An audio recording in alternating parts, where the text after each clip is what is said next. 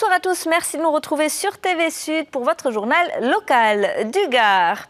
Et tout d'abord, les élections municipales et la campagne à Aigues-Mortes. Au moins 5 candidats se positionnent autour des remparts de la cité.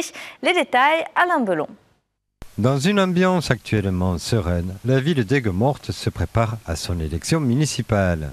Le maire sortant, Cédric Bonato, se lance dans la campagne. Avec une liste sans étiquette, elle sera républicaine d'intérêt général. Maintenant, c'est le maire candidat qui vous parle. Avant, c'était le maire. Et le maire avait besoin de finir et de montrer, par un bilan très positif, que ce soit financier ou sur l'aménagement de la ville, montrer que le job a été fait lors de ces 6 ans. C'est pour ça que je réitère et je redemande la confiance des Aigues-Mortais comme il me l'avait apporté en 2008. Pour cela, il aura comme colistier Charles Auriel du Parti socialiste. Face à lui, 4 candidats, dont 3 listes de droite et une front de gauche Écologie Les Verts. UMP et UDI partent ensemble, sous Unis pour Aigues-Mortes, avec comme tête de liste Pierre Montméjean. On a essayé de constituer une liste unique avec Isabelle Secrétan.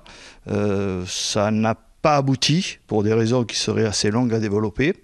Donc ce qu'on a proposé à Isabelle Secrétan, c'est en quelque sorte des primaires entre nos 2 listes et que la liste qui arriverait derrière l'autre au sort du premier tour se retire purement et simplement.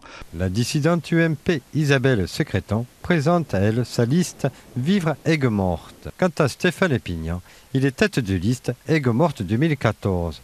Lui, il prône une droite unie et forte. J'ai toujours indiqué clairement que je voulais rassembler. Je suis issu des rangs de l'UMP.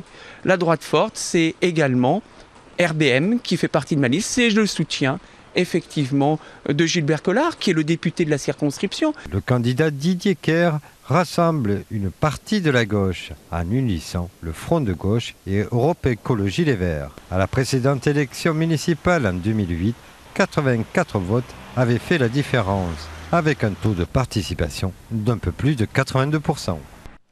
Et alors que le gouvernement annonce une baisse des tarifs de 0,24% dans les cliniques privées, ces dernières interpellent les candidats aux élections municipales, comme hier à la Polyclinique Grand Sud de Nîmes, où la Fédération de l'hospitalisation privée invitait les 8 candidats à la mairie. Objectif, les sensibiliser aux enjeux du secteur. À Nîmes, en décembre 2013, la spécialité de chirurgie cardiaque a été sauvée jusqu'en 2016 par une mobilisation des élus et la mise en place d'un partenariat public-privé. Écoutez.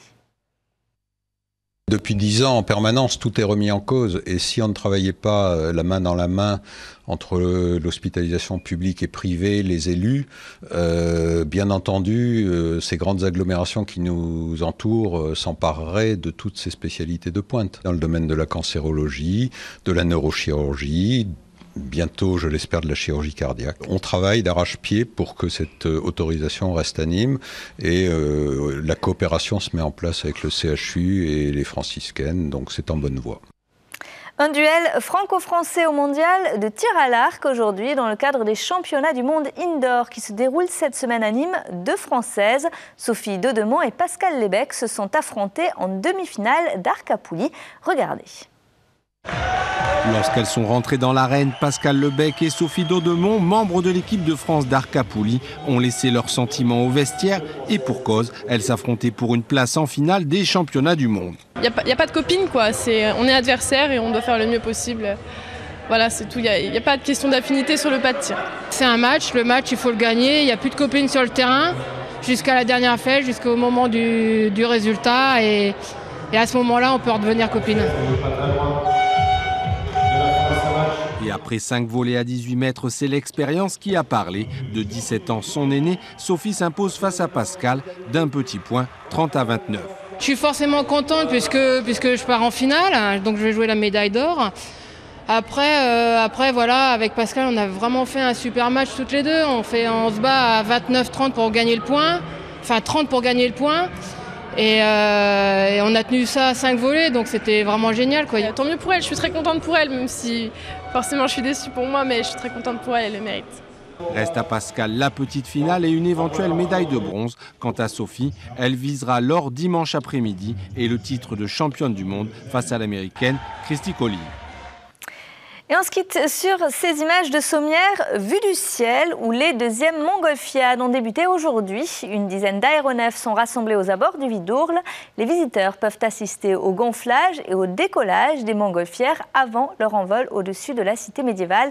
Les baptêmes de l'air sont également possibles, mais là, c'est payant. Comptez 150 € tout de même pour un adulte. C'est tout pour le moment. Retour de l'actu dès ce soir sur votre chaîne locale à 20h30 avec l'info de votre région. Passez une excellente soirée sur TV Sud.